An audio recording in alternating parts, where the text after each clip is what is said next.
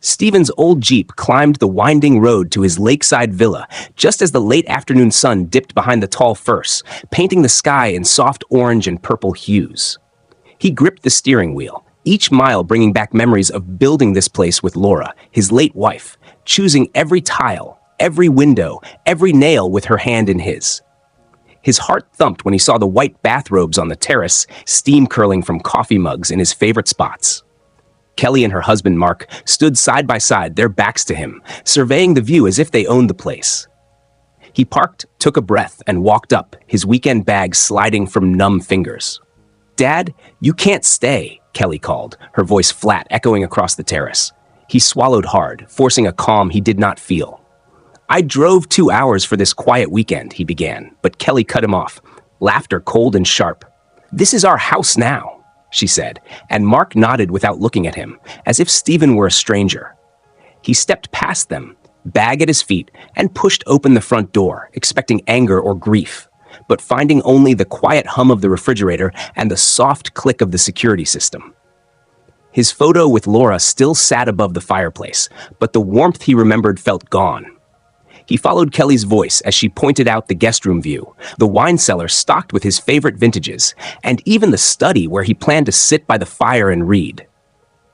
"Make yourself at home," she added, but it felt like a mockery. He turned, nodding once, retreating back through the doorway as though he were on display. Kelly raised her mug in a fake toast. "To our new home," she said, and her smile was empty. Each step to his Jeep felt heavier than the last, like he was carrying a weight he couldn't set down.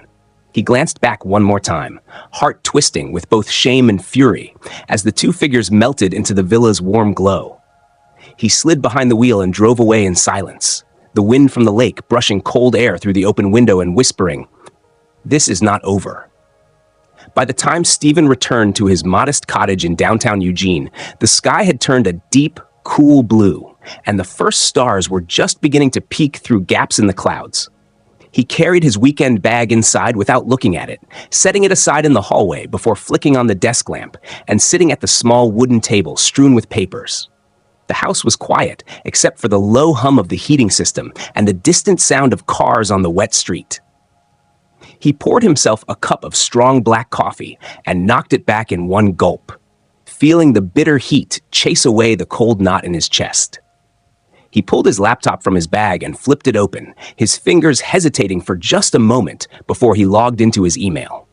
One message had arrived that afternoon from attorney Marcus Lee, an attached PDF titled Protective Measures, Lake Villa. His heart picked up speed as he clicked it open. The document listed steps: verify chain of title, file temporary injunction, consider trust transfer, update security measures. Under each heading, bullet points detailed deadlines and required documents. A note at the bottom read, "Please respond by tomorrow morning to avoid any obstacles your daughter may file." He exhaled slowly, setting the coffee mug down with a soft thud. His mind replayed Kelly's words as she handed back his villa keys. "It's theirs now. You have no say." She'd been so cold, so certain of her right. His chest tightened at the memory. He closed the PDF and opened a browser tab, searching for Cascade Heritage Trust Oregon Charitable Property Trust. The search results showed a nonprofit dedicated to preserving historic homes and natural lands in Oregon. He clicked their site and read their mission statement aloud: to protect Oregon's heritage through responsible stewardship and public access.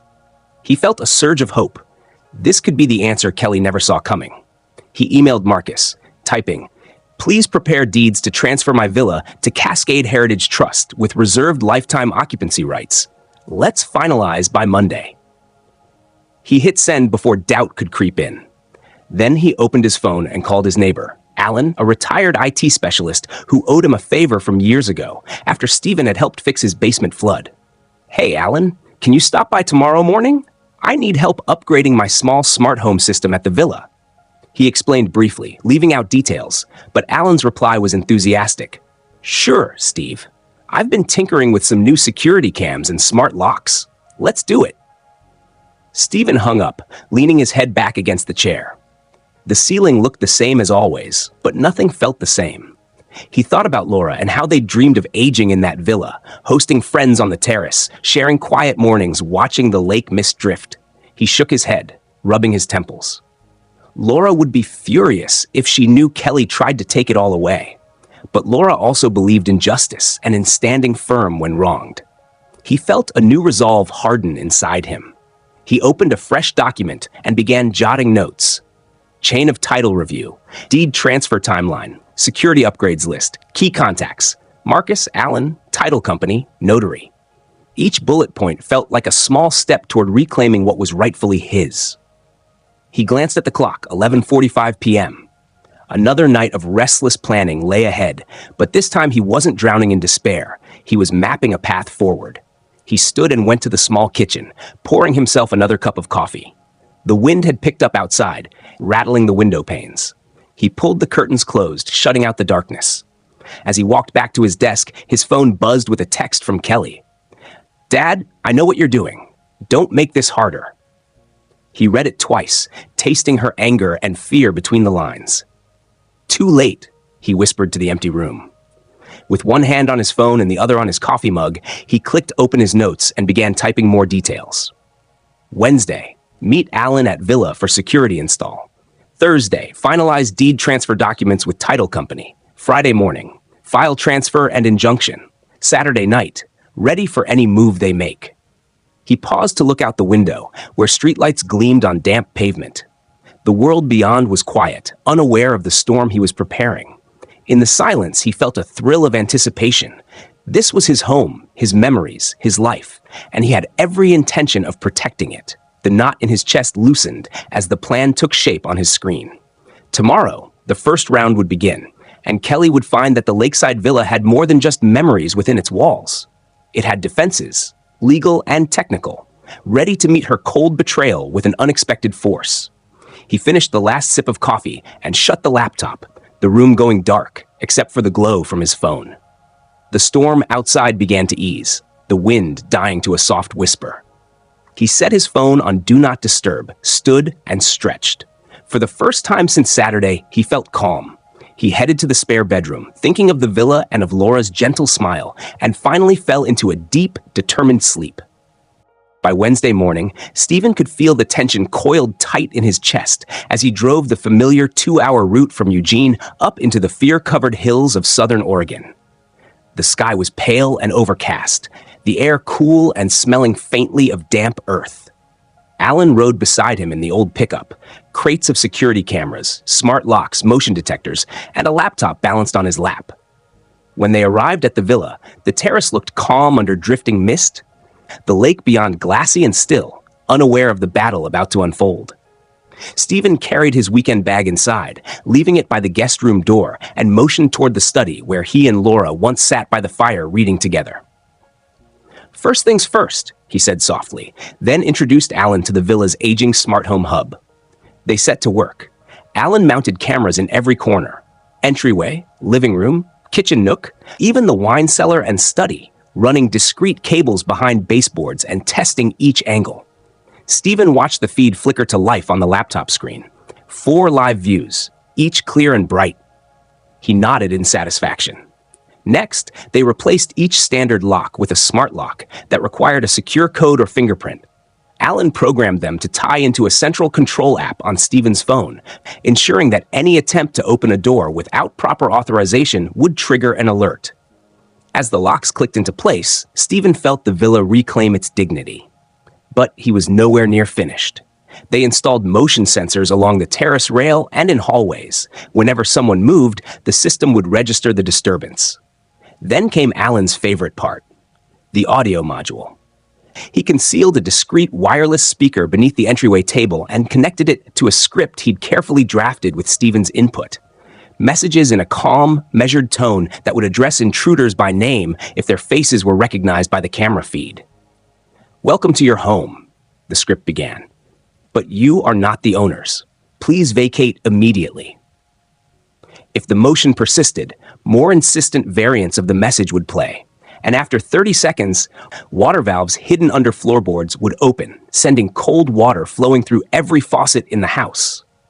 Stephen listened to Allen's instructions as he programmed the water module, picturing Kelly and Mark's stunned faces when they first tried to shower. The final layer was the projector setup. Alan mounted a small HD projector above the fireplace, calibrated to cast subtle, shifting patterns of shadow along the living room walls. The idea was psychological disorientation, ghostly silhouettes that vanished if you looked directly at them, faint shapes that flitted at the edge of vision. "It's just a house," Alan said with a grin, "but people will think they're in a haunted lodge." By noon, each component had been tested and retested. Stephen paced the living room, imagining Kelly's triumphant return, thinking of the smug look she'd given him when she first barred him from the villa. She had thought the deed transfer settled everything. She did not know the villa would fight back. When Alan asked if he'd like to see a demonstration, Stephen stepped into the hallway and made a slow, deliberate walk toward the living room. As soon as he crossed the threshold, the lights dimmed and then blinked in soft strobe. The speaker crackled, and his own recorded voice greeted him. "Welcome, Stephen. Please confirm authorization." The water remained off for now, but the shadows danced across the walls, moving like smoke. Stephen felt a shiver and nodded to Alan in wide-eyed approval. "Perfect," he said. Alan smiled, packed up his laptop, and patted Stephen on the shoulder. "You'll thank me when they show up." At 2 p.m., Stephen left Alan setting a final manual override switch behind a picture frame, just in case he needed to shut everything down in a hurry, and got into his Jeep for the drive back to Eugene. He felt the first real surge of hope in days, maybe weeks. He replayed his plan. Friday morning, he would file the deed transfer paperwork with the title company and serve Kelly's challenge notice. Friday afternoon, he'd be back at the villa to flip the system from test mode to active mode. Saturday, Kelly would arrive with her in-laws expecting to enjoy the lake view. Instead, she'd trigger strobe lights, hear her own name on hidden speakers, and end up soaked from head to toe. Sunday, the court would deny her emergency injunction because the villa's new charitable status with reserved occupancy rights was already legally binding. That night, while the sun dipped below the trees, Stephen sat in his study at home, the map of Oregon laid out beneath his hands. Automated email reminders set and legal forms ready to sign. He closed his eyes, breathing deeply as he thought of Laura, imagining her proud, gentle smile. He picked up his phone and typed a quick text to Marcus Lee. "Documents signed and sent. Court filing scheduled for Friday at 9. Everything is on track." He hit send without hesitation. Then he typed another to Alan. "Thank you. Tomorrow, switch system to 24-hour active. We'll coordinate." He shut the phone and went to the kitchen for a glass of water. The wind outside rustled the pine needles, a soft lullaby after the storm of earlier planning. He returned to his desk and opened his journal, writing a simple entry. Wednesday, reclaimed my power. Next steps, finish legal transfer, watch the villa defend itself, reclaim peace. He closed the journal and set it aside. The clock ticked steadily. The night stretched ahead, full of stars and quiet promise. He leaned back in his chair, the memory of Kelly's betrayal still sharp, but tempered now by purpose and resolve. By Thursday morning, he would have sealed his victory on paper. By Saturday, the villa itself would deliver the final lesson. Never take a man's home or his dignity without expecting a fight. And by Sunday evening, Stephen knew he'd be sitting by that lake once more, coffee in hand, the villa restored to its rightful keeper, watching the mist drift across the water, and savoring the sweet taste of justice performed in perfect, unspoken mystery. That Saturday morning dawned clear and still when Stephen pulled onto the gravel drive of his villa at 9 a.m., watching through his phone screen as Kelly, Mark, and her in-laws arrived in 2 cars, luggage in tow, and triumphant smiles on their faces. They believed they were returning to claim their new home, but the villa itself was poised to greet them. As Kelly strode up the stone steps, her heels clicking against the slate terrace, motion sensors detected her approach and triggered the hidden speaker beneath the entryway table, which spoke in Kelly's own voice, recorded days before. "Welcome home, Kelly. Please enter through the front door." She paused with a puzzled frown and glanced back at Mark, who shrugged and eased the door open with the smart lock code her father had once given her. Only that morning, Stephen had changed the authorized codes, so the lock clicked and the door swung freely, but the video feed recorded every step they took. Inside, they were met with normalcy. Warm light, the smell of fresh wood polish, and the sight of family photographs lining the staircase. Margaret Thompson smiled softly and squeezed Carl's hand, remarking on the familiar comforts, but her eyes narrowed when the voice came again, this time calmer and more insistent, announcing, "Unauthorized entry detected. Please vacate immediately."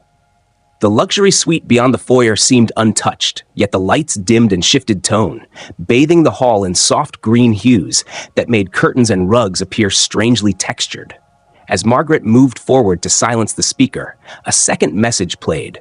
"Your permission has expired. Kindly leave without delay." Panic flickered across Kelly's face as she exchanged a glance with Mark, whose confident posture crumbled. They advanced toward the living room, but strobe quiet lights began pulsing in the corners, synchronized to an almost imperceptible hum that grew in intensity.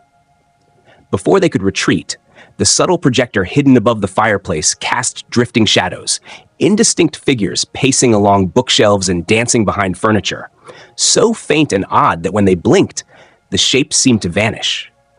Kelly muttered that it must be some cutting-edge home theater feature, but Carl's face was ashen, and Margaret's cheeks turned pale.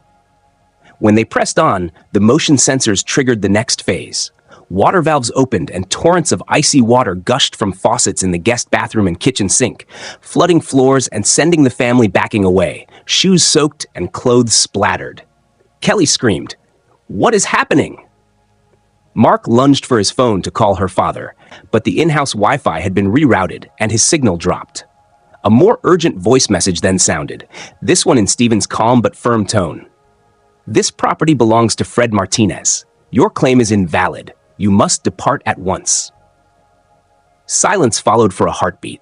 Then the house began its crescendo. Strobing lights quickened, shadows thickened into what looked like stalking silhouettes, and the speakers overlapped whispers. Carl's own voice saying, "We own this place," then whispering back, "No, you trespass," creating a hall of mirrors in their minds.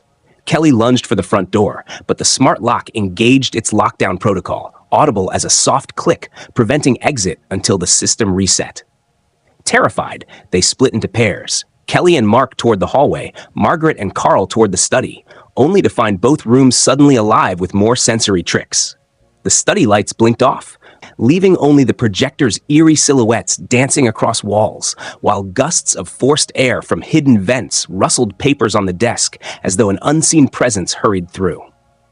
Margaret's shriek echoed as she stumbled over her bag, soaking her nightdress in water.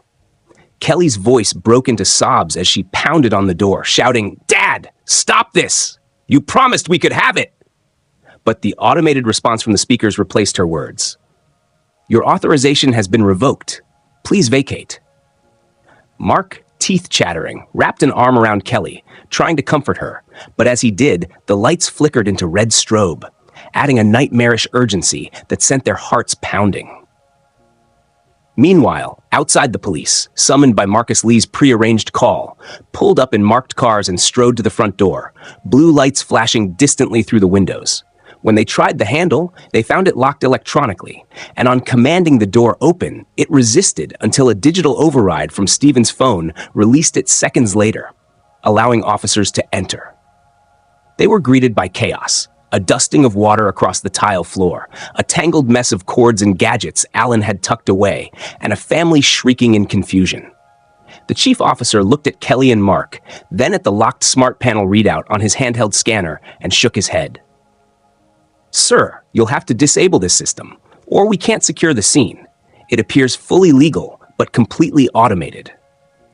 Kelly's pleas for mercy fell on deaf ears as Stephen's name flashed on the officer's phone, and when he answered, his calm directions to deactivate the water pumps and release the locks were carried out immediately over a remote login. The lights returned to normal, the shadows vanished, and the house's voice fell silent. Kelly and Mark slumped against each other, soaked and humiliated, as the officers offered towels and escorted them outside. Margaret trembling, Carl muttering something about witchcraft, Kelly's face streaked with tears and rage. Through the open doorway, the villa looked serene once more, its walls innocently quiet, betraying none of the high-tech theater it had just performed. Later that evening, as the family sat in the chill of the driveway under police supervision, Stephen arrived, coat drenched from an unexpected light rain, umbrella in one hand, and a sheaf of court papers in the other. News of the charitable trust transfer, the reserved lifetime occupancy rights, and the judge's denial of any injunction Kelly had filed at the last minute. Marcus Lee appeared beside him, nodding gravely. "Your daughter's challenge has been dismissed," Marcus said. Kelly's jaw dropped. Her in-laws exchanged stunned looks. The villa, they realized, was legally and technologically beyond their reach. Kelly looked up at her father, eyes blazing but wet, and he simply extended the documents toward her. "It's done," he said softly. She could not speak. Her betrayal, met with strategy, law, and smart home wizardry, had backfired in spectacular fashion. That night, the villa sat dark and peaceful once more, its sensors silent, its projectors hidden, the smells of fresh pine and polished wood drifting across the empty rooms as if nothing had happened. But the memory of what the house had done would haunt Kelly and Mark forever, a hidden revenge bombshell that changed everything. That Sunday morning, when the first soft light of dawn crept across the lake and the fog clung low to the water, Stephen found himself back on the villa terrace with the gentle hum of returning calm in the air, a sharp contrast to the chaos of the previous day. He carried a thermos of hot coffee in one hand and the court's final judgment in the other. The pages crisp and stamped with the official seal, confirming that the Cascade Heritage Trust held legal title to the property, with Stephen's lifetime occupancy firmly guaranteed and no further challenges possible. As he stepped through the front door, unlocked freely, silently, the smart lock set to his personal code, he saw the house exactly as he had left it before. The hidden defenses had sprung to life. The hardwood floors gleamed, the leather armchairs sat patiently beside the fireplace, and the framed photographs of him and Laura smiled back like old friends who had never doubted his right to be here. He poured himself a cup of coffee at the kitchen counter and inhaled its rich, familiar scent, tasting the warmth of victory and justice in every sip. Behind him, the villa's hidden cameras recorded the empty rooms as if on mute, the motion sensors silent now, and the projectors tucked away behind false panels, as if they were merely tools in a toolkit rather than weapons in a battle. He sat at the large oak dining table, spreading the court documents out in front of him. The deed transfer, the injunction denial, the confirmed irrevocability of the charitable trust transfer, and ran his fingers along the lines that declared his daughter's claims null and void. A small part of him had worried that, after everything, the judge might find some technicality to award Kelly a chance to refile. But the law was clear, the trust genuine, and the reserved occupancy rights ironclad. He tapped the top page with his knuckles and felt a lightness he had not known since before Laura's passing, as if a weight he did not fully recognize had been lifted from his shoulders. He thought of Kelly, standing the day before in that same room, drenched by freezing water, strobe lights flashing around her, her voice raw with betrayal and confusion, her confident arrogance shattered in a storm she never saw coming. He remembered Mark's horror-stricken face, his grandparents' trembling forms, and the way the house had turned from sanctuary into fortress in perfect legal harmony. It was justice, yes, but it had also been a lesson in boundaries and respect, a lesson Kelly would carry with her forever, whether she admitted it or not. He rose and walked through each room in turn. The study where the shadows had danced, now drenched in morning sun. The guest room where Mark's mother had tried to hide from the lights, now smelling of fresh linen. The wine cellar, where the voice had first proclaimed his rights, now silent except for the drip of a single reclaimed pipe. He paused at the window overlooking the lake, where the water rippled gently in the breeze, and he allowed himself a small, genuine smile.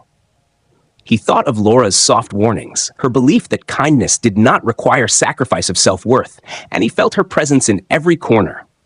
The way the chair by the fireplace cradled him in memory, the way the walls still seemed to hold echoes of her laughter. He realized that what he had reclaimed was more than a physical place. It was his dignity, his sense of self, restored at last. He closed his eyes and made a quiet vow to live here fully from this day forward, to honor Laura's memory by cherishing each moment without fear, without giving away his peace for the sake of avoiding conflict.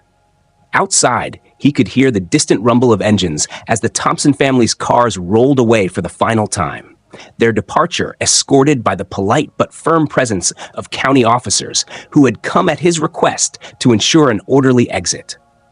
Kelly had looked back once, her eyes meeting his through the front door's glass, a flash of sorrow and something like grudging respect crossing her face before she turned away. It had been a brief moment, but Stephen knew she felt the weight of what she had lost, and he understood how that moment might shape her future dealings with others, perhaps making her a better person, gentler in her demands, more aware of the costs of entitlement. He felt no pleasure in her pain, only relief that the nightmare was over, and that the house had spoken the truth he could not shout.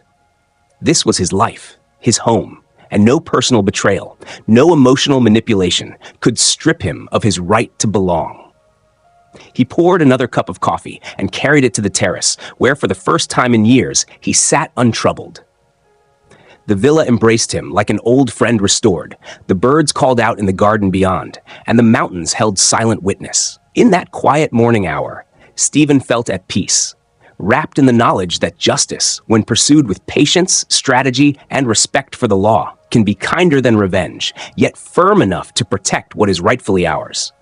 He lifted his mug to the mountains and whispered, "Thank you," knowing that the real victory was not in the storm he had unleashed, but in the calm he had reclaimed, and that in the heart of that stillness lay the real bombshell hidden beneath the villa's walls. A father who refused to be a victim, a home that fought back quietly but decisively, and a lesson in respect and boundaries that no one would ever forget.